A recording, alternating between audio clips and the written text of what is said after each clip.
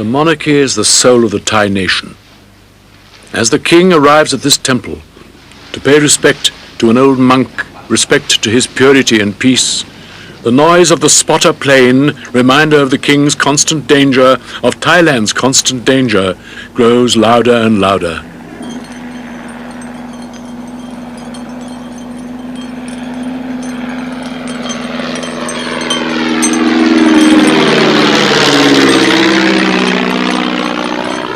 Your Majesty, how important is Buddhism for you, the precepts of Buddhism in your daily life as king?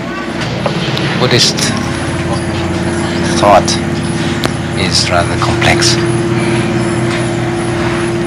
and has many grades. As the grade of Buddhism in the highest level is to attain absolute purity, which you call selfish motive, and that is true. It is selfish, purely selfish. But to attain this purity, you must do everything that is not selfish, which for you perhaps is a paradox. One must sacrifice, one must discard everything that one thinks that is one's own. Charity is one way to discard. How important is meditation as a part of this process? Meditation is a process that is very important because first you must have concentration. You must concentrate your mind so that you have a peace that is perhaps not lasting, but a peace in which you can see many things. To have the peace, the real peace, and then with this peace you will be able to see very clearly. Usually my husband would come in earlier than I would and meditate, really meditate, because he could control his breathing and he could really concentrate. But I cannot concentrate and meditate yet. I'm learning. I only pray. But my husband said it's all right. That is the same thing as meditating.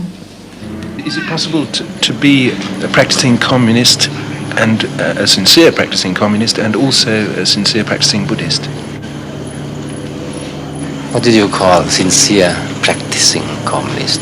The man who believes in communism. The man who wants to be on the top.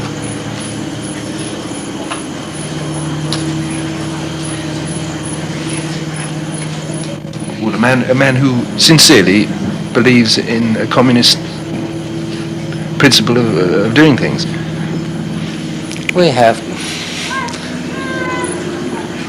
sincerity is difficult to define. You may be sincere, but you may be wrong. So I don't know what is this word sincerity doing here. Practicing communist, usually the one who practices politics in any doctrine wants to be on the top. If you think of Buddhism, one doesn't want to be on the top because there's no top, there's no bottom. It's just pure purity. I'm never afraid for my life because I believe in what the Buddha taught us, that never dwell in the past, never look at the future, doing your best now, and then you can be sure that the result would be good. So I pray every day for the strength to go on and work hard for the benefit of the Thai people. Do you both believe in the idea of original sin, that every person is born with some kind of sin? Your Majesty, There's no sin. There's no sin because as I told you, there is the original purity, which has been spoiled by or covered by what we call sin. This is just the opposite. It is the original purity, the original thing that is light, that is beautiful. It's extraordinary when your mind is at peace, tranquil, then you don't feel the tiredness so much. You don't mind the pain or tiredness. Just like the monk, the one I have here, he died of cancer at the throat. I asked him whether he felt the pain or not. He told me that if your mind is tranquil, then you don't feel any pain, not at all. You feel only that you have done the best of your life for the others. He said that's the only way to achieve happiness. How do you both reconcile your faith in Buddhism with its emphasis on not taking life, no bloodshed, with your role as head of the armed forces of an army and its campaign at the moment? This is a problem. This is a problem, but when a soldier holds a gun, this gun should be intended to shoot. And shoot what? Shoot an enemy. That is a living being. But if he holds that gun with the intention of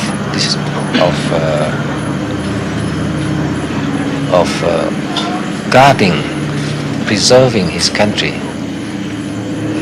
with this intention, he is not sinful.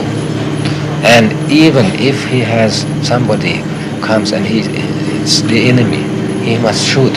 He has to shoot. Why? Because he has the intention of guarding his country, of preserving his country. And, by the way, also the religion. If the enemy comes, the country is gone, is destroyed, there's no religion and there's no good.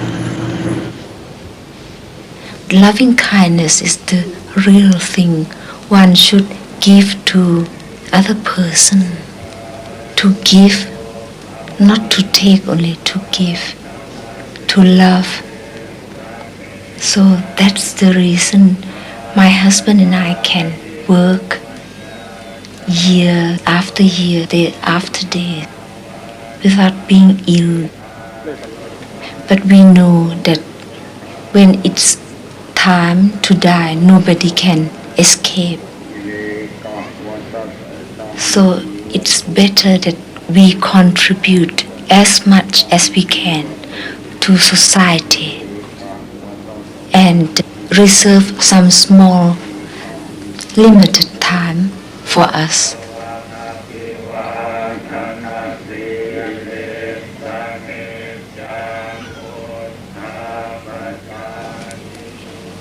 At first, I was very much afraid of death.